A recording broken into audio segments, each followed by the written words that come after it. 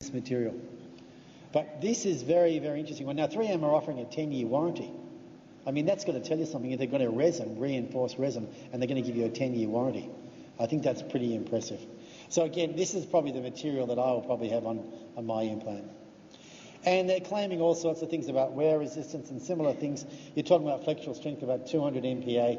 So 200 MPa, when you think about it, is, when you look at the numbers we'll talk about with Emax at 350 to 450, you'll talk about Procera Alumina at 680 MPa, Zirconia Crown's about 1,000, and PFM's at 1,500.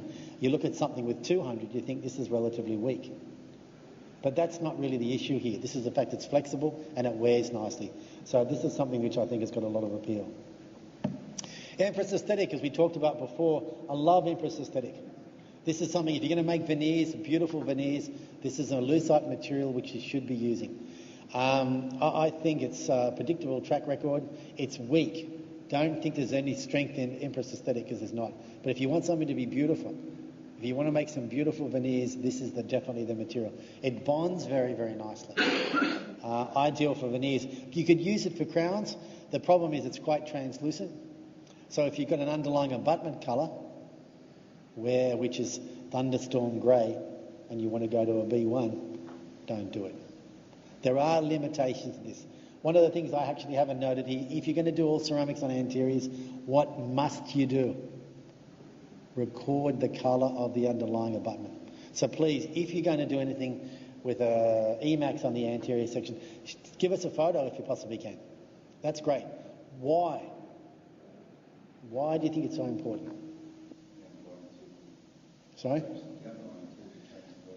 Absolutely, absolutely. So I'll show you some cases where I've actually used, sometimes I'll make 2 or 3 different crowns for the same tooth. Having my own lab helps a lot, because I can play around with that sort of thing. It's quite interesting. It's not until you actually cement it. And have any of you actually done that? You put an all ceramic crown, you think, oh, this looks great. You put a try and paste in, and then all of a sudden you've cemented it. You put the light on, and all of a sudden cures, and what happens, you sort of see in that gingival third on a root fill tooth, you start to see that colour come through. Then you ring the lab. It's your fault. No, it's not really like that. You've got to be very cognizant of these colour changes. Really cognizant. So what do we do in a case like this? Why did this fail? Or did it fail? What's the definition of a failure in a case like this? Was it the occlusion? Was it the type where there's no incisal wrap? Was it the fact that there wasn't enough reduction done? How would you sort of treat something like this? You have to be very, very careful here. If you put a veneer, you put Empress Aesthetic on here, it's not particularly strong. You've got to make sure when that patient goes into protrusive that you've got group function, you've got a nice envelope, so as you slide forward, everything's hitting at the same time. You don't want any interferences in protrusive movement. So in a case like this, what would you do? Now all of a sudden the patient says to you, David, look at my lateral, and I want you to veneer the lateral. What are you going to do? How much thickness of material do you want? Look up near the gingival margin. When you prepare something which is going to mask that, what are you going to get? That's dangerous stuff. All I'm sort of saying is, a case like this, I'd tend to want to do no reduction whatsoever. I'd probably use a composite resin to cover that. That is dangerous in my opinion. The moment you start going up near a gingival margin like that, you know that the distance from the cementum through the pulp is not that far. And what happens to this patient 5 years from now? This tooth looks like it's over-erupted already. There may be some perio disease. Where's the margin going to be 5 years from now? If it's in Cairns today, where's it going to be in 5 years? Port Moresby? Well, we know the tissue's going to go north. Now, all of a sudden, that tissue's gone north, and all of a sudden the patient comes back and says, David, why have I got two-tone coloured tooth now? Why all of a sudden I've got the yellow at the top? Now, it's because it's easy to fix it with composite, isn't it? John, can you fix those with composite? When I did them, they looked like crap. I've tried so many things. I've tried to polish them. I've tried everything under the sun. They look like crap. I think trying to get a match between composite and between porcelain is an absolute waste of time. So if you put porcelain on here, you better make sure the gingival margin's nice and stable, because if it goes north quickly, you're in big trouble. And doing reduction there is dangerous. So I tend now to go with a direct veneer, a direct composite veneer, and I try and mask it because I know that I can add to that material. I just don't want you to fall into that trap. Now, coming back to the Emax, all of a sudden we know that we've got lots of different type of opacities. We've got some which are highly translucent, some standard ingots, and we've got some which are relatively opaque. That's important too. So if you've got a lot of staining and you're going to be using an anterior ceramic, please either take a photo. Taking a photo is probably the best thing you can possibly do. But tell us about what's underneath there. That's really, really, really important because the type of ceramic that we put over there makes a huge difference. In a case like that, I mean, we got a good result there. At least I think we got a pretty good result. I mean, sometimes there, what type of material would you tend to use? It's a trauma case. We tried some internal bleaching, and this was sort of quite difficult. Would you do that necessarily with a veneer? Why do you don't think? Why wouldn't you use a veneer there? Is there enough two structures to support a veneer? I think there probably would be. Absolutely. So you need thickness of material. Now, I generally find that when you get up to the gingival third, you see that purple colour, the alarm bells should ring and you should start thinking full coverage. Full coverage means greater thickness of ceramic. Greater thickness of ceramic means what? Greater masking. So things like this, you can try and be heroic. Those single upper anterior veneers got to be the hardest restoration of all. We did one for a plastic surgeon's wife a few weeks ago. Oh my God, I didn't want to touch her. I thought, all I'm going to do is get some. So I said to her, it's going to take us 5 goes before we get the colour right. She said, what do you mean? I said, that's standard. She said, what do you mean? I said, in cases like yours, it takes us 5 goes. We got it right the 3rd time. She thought we were genius. But the first 2 times, it was just wrong. It was wrong. I think it was just a mere fluke that we got it right. She was delighted. So I tell you what, I'm relieved because in retrospect, I really should have gone full coverage. I was kicking myself as far as that one's concerned. This was quite a nice outcome that we got there. Probably put a little bit too much stain near the gingival margin, a little bit of yellow there, but you can sort of see that's, I think that's actually Emax that we did on that one. Emax, okay, there's a lot. Everybody's talking about the Emax revolution. Emax everywhere. All I could have sort of said to you is, yeah, this is a great material, don't get me wrong. It really is a good material, but I want you to understand the differences between Emax and Emax. First of all, lithium disilicate. The first thing is I want to talk to you about the strength. Ivoclar went out and made these great claims. First of all, the 2 types of Emax there are at the moment. There's Emax Press and there's Emax CAD. CAD is a milled version and one is a pressed version. Now, a pressed version, if you understand this, is like making a full gold crown. Pretty much we shoot something into a space like we used to do at uni when we made full gold crowns, and basically it's a lost wax technique. Now when we do that, interestingly enough, do you think the pressed version or the fully milled version, which one do you think is stronger? Now you'd think that a block was already there, we just cut the block out of there was one chunk, would be stronger. But Ivoclar came out and made some interesting sort of statements. So they were sort of talking about 350 to 400 MPa, and the press, we were out of interest. We've sort of seen strength of up to 450 MPa. Now we went to Gordon Christensen and Paul Childs. We worked with them quite a bit at the CR Clinical Research in Provo, Utah, and I'm a great fan of both Paul and Gordon. And I was sitting with Paul a few months ago, and he showed me his laptop and he said, this is all the data that we've got on Emax CAD now. We can't get it over 297 MPa. Now the thing I like about Paul and Gordon is they tell it like it is. They're not tainted, and they sort of said 297 is the best we can get. Now all of a sudden, I'm not saying that people are going out telling pork pies, but let's just sort of say the difference between the real numbers and the numbers that they're sort of suggesting disturbed me a little bit. So I just don't want you to take everything at face value when some of these guys come out and they start making these statements. Be careful.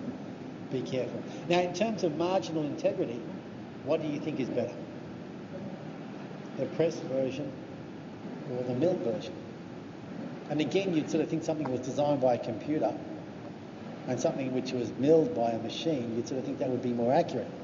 But what's the truth? It seems to be at the moment, I really believe, in terms of consistency, that the press is still vastly superior to the CAD. So if you see somebody pushing Emacs CAD, please don't believe everything that's been written. Okay? Now, what actually happens is, again, there's the monolithic and veneered versions. So what we saw that picture before is the monolithic is one chunk and the stain goes over the top. Then you get the veneered version where there's a chunk that the incisal edge or the part of the occlusal is cut back, and there's a veneering ceramic called Emacs Ceram which is placed over the top, which is very, very beautiful, really nice. But again, you've got a join between materials, and that layering option over the top is actually quite weak. So be careful about that as well. So monolithic is always going to be stronger. The moment you get joins between things, it can be a problem. Now the bond. Now once you start to bond this material, it starts to get a lot stronger. There was a really elegant study done at NYU in 2008, which looked at what actually happens when you start adding silane and you start bonding. Because what happens is Ivoclar will sort of say to you, how do we cement this material? And they'll give you two options. How do most of you bond your Emaxs at the moment? Or insert your Emax, should be a better word. Does anybody just use plain glass ionomer cement? Well, I'm assuming that most of you are bonding them in.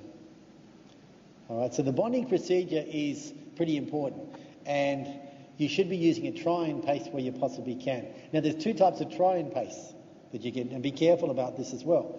There's a try-in paste which is water-soluble. That's great. Okay, there's other one which you have to use acetone. That's harder to get out.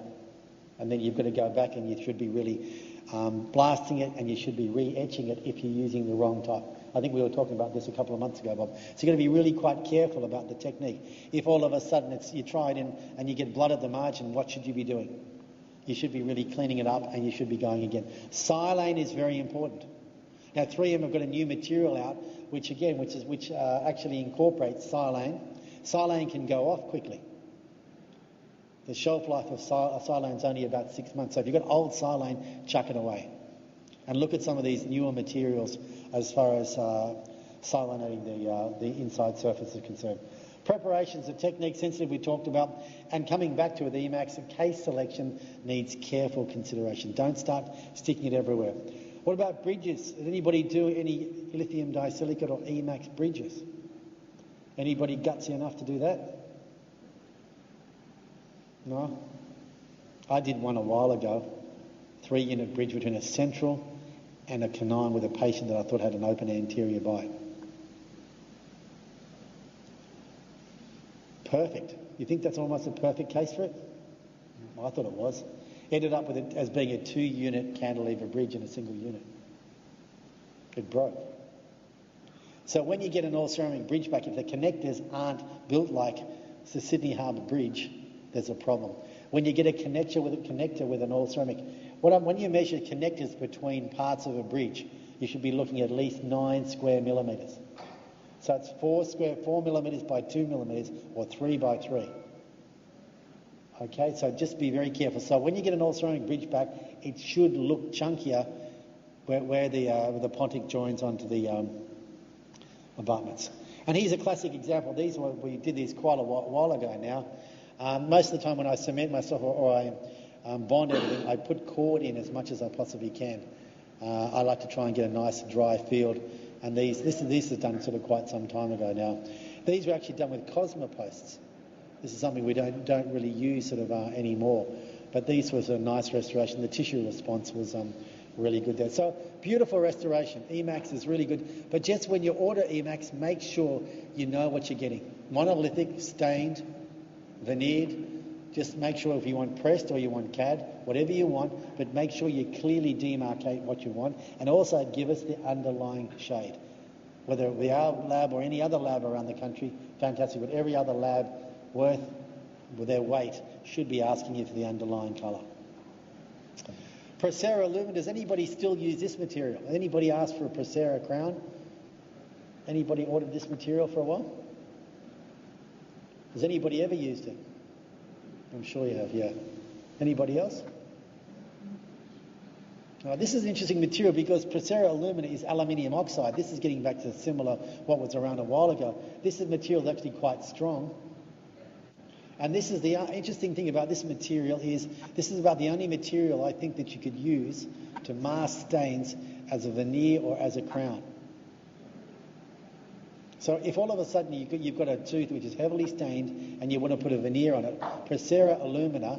So if you've got two centrals, one is a full crown and one is a veneer, what material would you use at the moment which would mask stain? If you use Emax on a heavily stained tooth, you're going to get show-through. If you use a Empress Aesthetic as a veneer and you use a PFM next door, how's that going to look? That's really difficult to do. So if you get two centrals, one you want to put a veneer and one you want to put a crown on, and you've got some really dark stains, this is the only material that I know of still consistently where I believe every colour can be masked. Now, some people say in Emax I can do a lot, but certainly in 0.8 of a millimetre, if you use Procera alumina, you should be able to get some pretty spectacular results. So what do we use here? What material would you use on that case? What would you feel safest doing? And what if it was your tooth?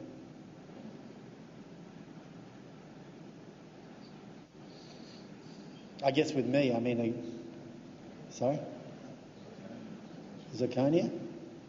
So if it was zirconia, when you sort of say zirconia, can you define what you mean by zirconia?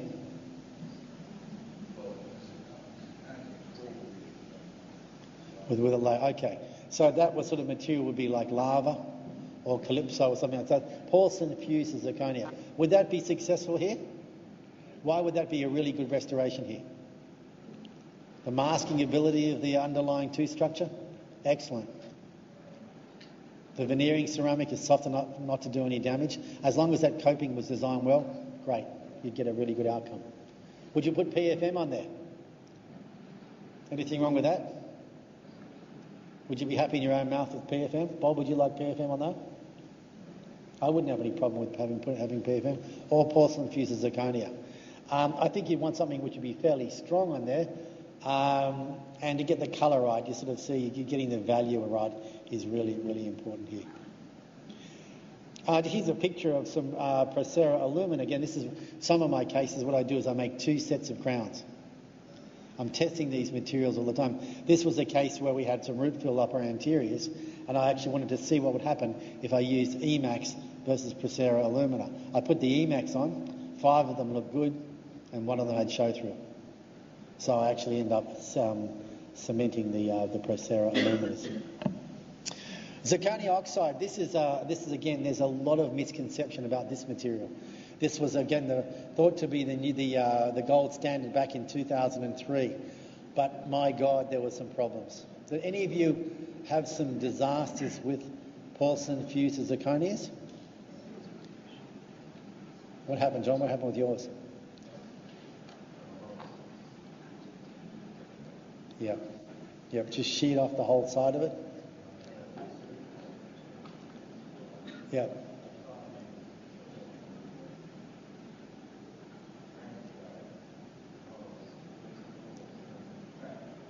On the bracket tray. Ooh. Wow. But was it the veneering ceramic came off? Because most of the time the failures that we actually reported, and it happened to me a few times back then, the big problem was the coefficient of thermal expansion of the veneering ceramic wasn't made for the zirconia coping. So they were using the layering porcelain, which we put on PFM. They put it straight on top of zirconia. I thought that would stick well, but unfortunately the CTE wasn't right. Big drama, huge drama.